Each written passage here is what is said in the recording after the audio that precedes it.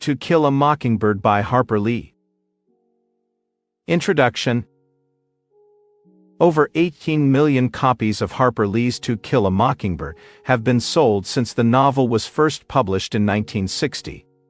In surveys of influential books, American readers regularly rank it second only to the Bible. So why do so many people love this book? As we'll see in this blink, it goes to the heart of human behavior and morality. There are heroes and villains, but Lee doesn't flatten complex ethical questions. Justice, as she portrays it, is an ongoing struggle. Courage is a commitment to doing the right thing, even when you know you don't stand a chance. That, in a nutshell, is the lesson Atticus Finch, the lawyer at the heart of this story, teaches his children and us. Chapter 1. Maycomb was, as locals said, a one-taxi kind of town. It was small. There really was only one taxi to bring folks to and from the railway station. It hadn't exactly gone to sea, but there were signs of neglect, grass-covered sidewalks and dusty roads that turned to red slop when it rained. Not that it rained much. Trees budded in spring and shed their leaves in the fall, but the heat was constant. It wilted men's starched collars and sent pearls of sweat running down ladies' talcum foreheads. Its endlessness made it feel as though time moved more slowly in Maycomb than it did in other places. The town had a grander side, too. It was an administrative center and the seat of the county government. Its core was made up of wide streets lined with oaks and solid buildings with stylistic pretensions. The courthouse was perhaps the most solid and pretentious of all. It rested on giant stone pillars, more suited to a Greek temple than a county court. Maycomb had a larger number of professional people than were usually found in towns of its size. It was the kind of place folks had teeth pulled, hearts listened to, and contracts countersigned. Maycomb County was rural. It was a sea of cotton fields and timberland. But the town was an island of urbanity. Among these professional men was a lawyer named Atticus Finch. A tall, bespectacled man of around 45, Atticus had pleasant, square-cut features and a full head of graying black hair. He was Maycomb through and through. His ancestor, Simon Finch, had founded the place, and there weren't many families in town to whom Atticus wasn't related by blood or marriage. He was a highly regarded lawyer, the best in the county at the very least. But he didn't like the practice of criminal law. It was, he thought, a distasteful business. Important, but dirty work. He'd felt that way since his first case. Atticus had represented two brothers who'd killed the town blacksmith in a squabble over a horse. He instructed them to plead guilty to second-degree murder, a plea that would have saved their lives. But they said the blacksmith was a son of a bitch who'd gotten what was coming to him, and pled innocent.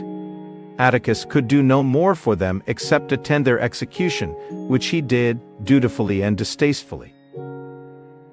Chapter 2. Atticus had two children, 10-year-old Jem and 6-year-old Scout. They liked Atticus. He played with them, read to them, and talked with them in the frank, open way he talked with everyone. He left them to their own devices too, trusting that Calpurnia would be on hand when they got into trouble or made trouble of their own. Calpurnia, the sharp-witted moralist who cooked for the Finches, was more than an employee. She'd helped raise Jem and Finch after the death of their mother 5 years earlier.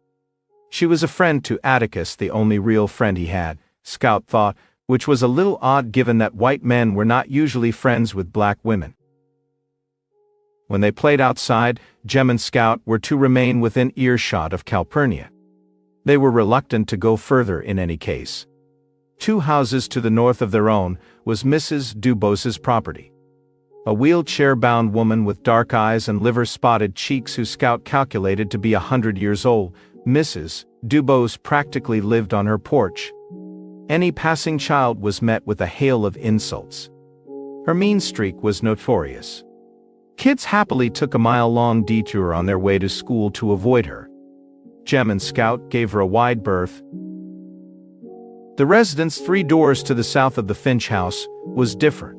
It was in equal parts repellent and fascinating. It belonged to the Radleys. These were pious people. Locals called them foot washers, a nod to their creed's emphasis on ritual bathing. There were two kinds of people in this world, the Radleys said: sinners and repenters. Theirs was a straight and narrow path through a fallen world. Years earlier, the Radleys' teenage boy, Arthur Boo, had been hauled up in front of a judge. It was a minor misdemeanor. The worst charge was cussing in front of ladies. But the Radleys didn't see it that way. They saw sin and everlasting shame. After that, Boo was confined to the house. Really, he'd been imprisoned. He protested. At one point, he even stabbed his father in the leg with a pair of scissors. But he continued to be kept under lock and key. After Mr. Radley passed, Boo's older brother became his warden. The longer Boo was hidden away from the world, the more gruesome he became in Maycomb gossip. His isolation had turned him into a monster. He couldn't bear sunlight anymore, so he came out at night to prowl people's yards, leer into their windows, and eat their cats. By the age of 10, Jem had absorbed this mythology and quickly passed it on to his sister. She listened in wide-eyed horror. And then she wondered if it were true. Was Boo really the bloodthirsty ogre people said he was? There was only one way to find out. They had to make him come out of the Radley house. That became Jem and Scout's new favorite game. This was the summer of 1933. They found a ready accomplice in Dill, a boy from Mississippi who spent the summers in Maycomb with an aunt across the street. How could they get Boo to come out? The first attempt saw Jem run up the path and bang on the side of the house. Nothing. Scout said she'd heard faint but merry laughter from behind the curtains, but the boys hadn't noticed a thing. The next play was to deliver a note through Boo's bedroom window, inviting him out for ice cream. Atticus caught the trio with a fishing rod, trying to do just that, and told them to leave their poor old Arthur alone. The riskiest attempt came on Dill's last night in Maycomb. Summer was winding down, and Scout would soon join Jem at school. This was their last chance. They crept through the Radleys' backyard to get a peek through a rear window. Boo's brother heard the rustling. He rushed out with a double-barreled shotgun, discharging one shot into the sky and hollering that he'd aim the next one low and true. In the scramble for safety, Jem got his trousers hooked on the Radley fence. That was bad. If the Radleys found them, the game was up. Jem would have to return later that night. Scout begged him not to. Better to face Atticus's punishment, she said, than be ripped to pieces by Mr. Radley's buckshot or Boo's teeth. Jem, though, was determined. But he made an odd discovery by the fence. There was no sign of a fearsome ogre, just his neatly folded trousers with the torn pant legs sewn back up. Chapter 3. Scout didn't like school or her teacher, Miss Caroline. A young woman from the next county over, she had inflexible ideas about education. Children, Miss Caroline thought, should learn in school, not at home with their fathers or cooks.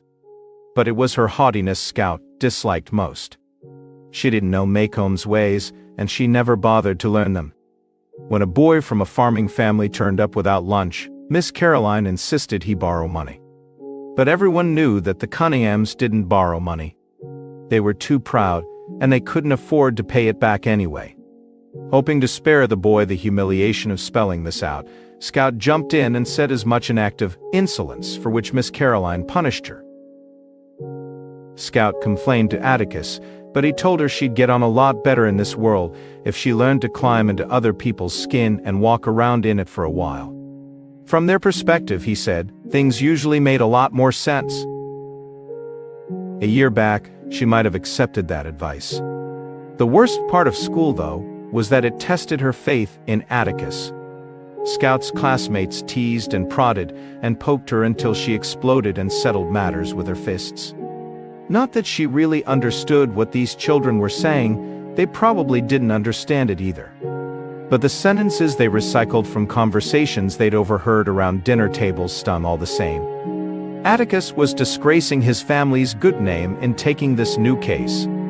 Who did he think he was defending? A black man? The words they used were derogatory. Who'd raped a white woman? Atticus was going against Maycomb. He was going against his own kind. What did it all mean? She asked Atticus one evening. He sighed. The part of the day he looked forward to most was the time after dinner when he could read in peace and quiet. But he folded his newspaper and answered her questions. Rape was carnal knowledge of a female by force and without consent. Scout didn't quite see what he meant, but she moved on to her next question. Atticus said he was defending a black man who had been accused of rape. He was called Tom Robinson. People were entitled to their own views about that, but he believed in the equality of all men before the law and their right to a fair trial. Would he win the case then? Atticus sighed again. No, he replied. We were licked 100 years before this case even started. That, though, was no reason not to see it through and try to win anyway. Scout could see the shape of the thing Atticus was talking about. She sensed that the harsh words she heard at school and the angry way in which townsfolk talked about her father somehow went to the heart of something big and important. Atticus's way of putting it was that it went to the heart of a man's conscience. Before a man could live with other folks, he said one evening to his brother after the children had gone to bed, he has to live with himself. If he left Tom Robinson to his fate, he continued, he wouldn't be able to live with himself. Scout thought she'd overheard the conversation by chance. She'd been spying, truth be told. Years later, she realized that Atticus had sensed her inquisitive presence behind the door and chosen his words for her ears. At the time, she chalked it up to her father's eccentricity. Atticus, she and Jem regretted, wasn't like other Maycomb men. He didn't hunt or fish or drink or smoke or play poker. The more the name Tom Robinson was heard in town, the more cryptic he became. When he finally relented and bought Jem and Scout the air rifles they'd been pestering him for, he refused to teach them to shoot. Their uncle would have to do that. All he said was that he'd rather they shot tin cans, but he knew they'd go after birds. Fine, they could shoot as many blue jays as they could hit, but he insisted that it was a sin to kill a mockingbird. Scout couldn't remember him ever saying something was a sin. That was foot washer talk. She had to ask Miss Maudie what he'd meant. Miss Maudie lived across the street and had known Atticus since they'd been Kid Scout's age. She put it down to the fact that mockingbirds are pleasant, innocent creatures. They didn't eat up people's gardens or nest in corncribs. All they did was sing their hearts out for us. That was why it was a sin to kill them. Chapter 4. It was summer again. Boo had been temporarily forgotten. There was too much going on. Maycomb's attention was fixed on the upcoming trial. The verdict wasn't in doubt. It was Atticus people talked about. They couldn't understand his stubborn insistence on fighting the case. Why cause so much trouble over a foregone conclusion? Why fight friends and neighbors over the fate of a man everyone knew was guilty? Tom Robinson was moved to the Maycomb County Jail the evening before the first day of the trial. Atticus sensed there'd be trouble and spent the night in town. Jem had a bad feeling about that. Scout and Dill wouldn't let him go out alone though, so all three of them followed him. Spying on him from behind a large oak tree in the square, they found Atticus looking the same way he did on any other evening. He was sitting in a chair, his spectacles on his nose, his waistcoat neatly buttoned, and a book in his lap. As usual, he was unarmed. The sound of approaching cars shattered the silence. Atticus put his book down and got up. A convoy of vehicles roared into the square and pulled up in front of the jail. Burly men in beaten-up overalls got out. Their leaders stated their business. They were here for Tom Robinson. Atticus said he couldn't let them take him. They had no issue with Atticus, came the reply, but they would be leaving with Tom Robinson. There was no anger in the voice that had spoken the threat. It was announced in an icily matter-of-fact way. Scout couldn't bear the mounting tension. She ran toward the men. Jem and Dill followed. Atticus had been calmness personified, but now a look of real fear entered his eyes. He ordered the children home. Scout refused to budge. She didn't know what to do, so she started talking. Atticus had always said it was a sound bet to talk with people about things that interested them. Recognizing the group's leader as Walter Cunningham, the father of the lunchless boy in her class, she did just that. How was his son getting on? Walter ignored her. Scout said she'd be grateful if he could pass her regards on and tell him he was welcome to come round for dinner at the Finch residence anytime he liked. Walter finally acknowledged her. His face softened. He knelt, placed his hands on Scout's shoulders, and promised to pass on those regards. Then he got up, waved his hand, and got into his car. The other men followed him. They started their engines, and the convoy disappeared into the dark night just as swiftly as it had appeared. Chapter 5. The entire county turned out to see the Tom Robinson trial. Atticus told Jem and Scout to stay home, but there was no way they were going to miss the show. Accompanied by Dill, they snuck into the courthouse and found seats on the balcony overlooking the room. The prosecutor's case went like this. Tom Robinson, a black farmhand, lived in the so-called Negro settlement near the town dump. On his way to work every day, he passed the house of a white family, the Ewells. One day, 19-year-old Mayella Ewell had been heard screaming. Her father, Bob, came running back to the house and found Tom beating Mayella. He chased him off and called for the sheriff, Mr. Tate. Tate examined Mayella, who was badly beaten around the face, and listened to her account of that afternoon. Tom, she said, hadn't walked by like normal. He'd seen she was alone. That wasn't often the case given the number of children in the Ewell household, and had forced himself on her. When she fought back, he beat her up. Atticus's defense of Robinson picked holes in every part of that account. Under cross-examination, Heck Tate admitted he hadn't called a doctor to examine Mayella. Why not, given the severity of the injuries? The sheriff didn't have a good answer.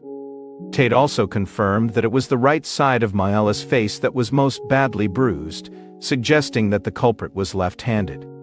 When Bob Ewell took the stand, Atticus began questioning his literacy. Offended, Bob agreed to prove he could write and signed his name on a piece of paper with his left hand. Then Mayella's turn to take the stand. Atticus asked her to repeat her account of that afternoon. That, too, was riddled with inconsistencies. Finally, Atticus asked Tom to stand up. He was a tall, strong, and handsome man, but when he got up it became clear that he was disabled. His left arm was severely shortened and hung limply at his side, the result of an accident with a threshing machine many years earlier. What did Tom have to say? Mayella knew him well, he said, and not just from sight as she claimed. When he passed her house, she always had little tasks for him, hanging a door on new hinges or busting up old furniture for firewood. He never took money for those jobs. He did them because he figured Mayella was lonely. One day she asked him to kiss her. He refused. When Bob Ewell came back, he didn't know what to do, so he ran away. He had never laid a finger on Mayella. Neither Tom nor Atticus said it aloud, but it was clear that they both believed Bob Ewell had beaten his own daughter black and blue. Chapter 6. There was, Atticus concluded, no corroborative evidence to support the case against Tom Robinson. Mayella Ewell had lied to cover her own shame over the failed seduction of a black man. Bob Ewell had lied in an attempt to preserve what little credibility his family had left. Worse, they had both displayed a cynical confidence that their lies would be accepted because of the color of their skin. The law, though, doesn't distinguish between black and white. He knew the jury was made up of reasonable men, and he trusted they would do the only reasonable thing. They would acquit Tom Robinson. But when the jury finally returned after hours of deliberation, it had reached the verdict that Atticus had known was all but inevitable. It found the defendant guilty. It was an ugly fact of life, he said to Jem and Scout after the trial, that a white man's word will always beat a black man's word in a Southern court. Reasonable men lost their heads when it came to that deep-seated prejudice against men with darker skin than themselves. But there was a silver lining. It had taken the jury hours to reach that verdict. Atticus had expected it to take minutes. That was progress. The jury had obviously found it hard to be unreasonable. And it also meant that Tom Robinson had a good chance at an appeal. Scout and Jem didn't share their father's optimism. They'd grown up thinking that Maycomb folks were the best in the world, and now something rotten had suddenly hatched from the town like a caterpillar from a cocoon. Miss Maudie tried to reassure them. Maycomb folks, she said, were the safest people in the world. They were so rarely called on to be Christians that they struggled in moments like these. That's why they had to call on a man like Atticus to do the right thing for them. It wasn't by chance, she added, that Atticus, not some junior lawyer from out of town, was chosen to represent Tom Robinson. Deep down, Maycomb folk knew what was right and what was wrong. They just had a hard time getting there. Jem and Scout weren't convinced by that either. As Jem said, it was getting easier to understand why Boo never came out. It was much nicer inside than it was out here. Chapter 7. Tom Robinson never got an appeal. He didn't trust a white jury to do the right thing, so he decided his own fate. He ran at the prison wall and started climbing. He almost made it. Two of the guards who shot him down said he would have if it hadn't been for his left arm. An editorial in a liberal local paper said it was a death as senseless as the slaughtering of songbirds. Life in Maycomb returned to normal. Most people were happy to forget the trial. As Miss Maudie said, it hadn't been Maycomb's proudest moment. One person couldn't let go of it, though Bob Ewell. When he finally bumped into Atticus in the post office, he spat in his face and swore that he'd have his revenge on the lawyer. Atticus brushed it off. He'd destroyed whatever credibility Ewell had left at the trial. Spitting and making threats was what men of his kind did to restore a little pride. Chances are, if Ewell hadn't run into Atticus that day, he'd have taken his anger out on poor Mayella. Atticus was a shrewd judge of character, but he was wrong about Ewell. He really was set on revenge. He got his chance that fall. It was Halloween and Jem and Scout were walking home from the school pageant. As they were crossing the dark schoolyard next the Radley house, someone suddenly leapt on Scout. She felt a crushing force on her chest and she heard Jem shouting. Everything went black. When she came to, she was at home. Atticus and the sheriff were there. So was the doctor. And another man, a man Scout had never seen before, but whom she now recognized. It was Boo. Scout watched in a daze as the doctor carried Jem upstairs. It must have been minutes later, but it felt like seconds. The doctor came back down the stairs and said Jem had broken his arm, but would recover just fine. He left. Then Atticus and the sheriff were talking. Ewell was dead. He was still in the schoolyard with a knife in his back. Atticus said it must have been Jem who stabbed him. The sheriff sniffed. As far as he was concerned, Ewell had fallen on his own knife. Atticus thanked him for what he was trying to do, but he couldn't go along with it. The truth must out. He'd always believed that the sheriff knew that. He didn't want Jem growing up with a rumor going round town that he'd killed Bob Ewell and gotten away with it because his daddy was a lawyer who was friends with the sheriff. The sheriff looked at Atticus long and hard. It was the only time, he said, that he could remember Atticus putting two and two together and failing to get four. It wasn't Jem he was trying to protect, it was Boo. Jem hadn't stabbed Ewell, it was Boo who'd heard the scuffle and come running out of the house with a kitchen knife in his hands. He had saved Jem and Scout. Atticus could raise hell about it and insist on the truth coming out, but the sheriff would call him a liar to his face in court if he needed to. Tom Robinson was dead for no reason, and now the man responsible for that was dead too. It was time to let the dead bury the dead. To drag a shy man like Boo Radley into the limelight and expose him to all of Maycomb's prying eyes and gossip would destroy him. He wasn't a good man, the sheriff said, but that was a sin he wouldn't have on his head. There was nothing more to add, so he wished the Finches and Boo a good night. Atticus sat down and stared at the wisteria growing up the porch for a long time. Finally, he turned to Scout. Did she understand it all? Scout thought Atticus looked like he needed cheering up, so she ran over and hugged him. She figured she did understand it, she said. Mr. Tate was right, his way of telling the story was the best way. Atticus wanted to know why she thought so. Well, she replied, it would be like shooting a mockingbird to tell it the other way, wouldn't it? Atticus put his face in her hair for a while. When he got up again, his step was lighter. Before going into the house, he stopped in front of Boo. Thank you for my children, Arthur, he said. Conclusion. Doing the right thing is a matter of conviction. It's an intensely personal thing. If we want to live with others, Atticus Finch reminds us, we have to first learn to live with ourselves. That, often enough, means going against the consensus of a community. The people who do that may not be thanked for it, but they represent the best version of that community and its conscience.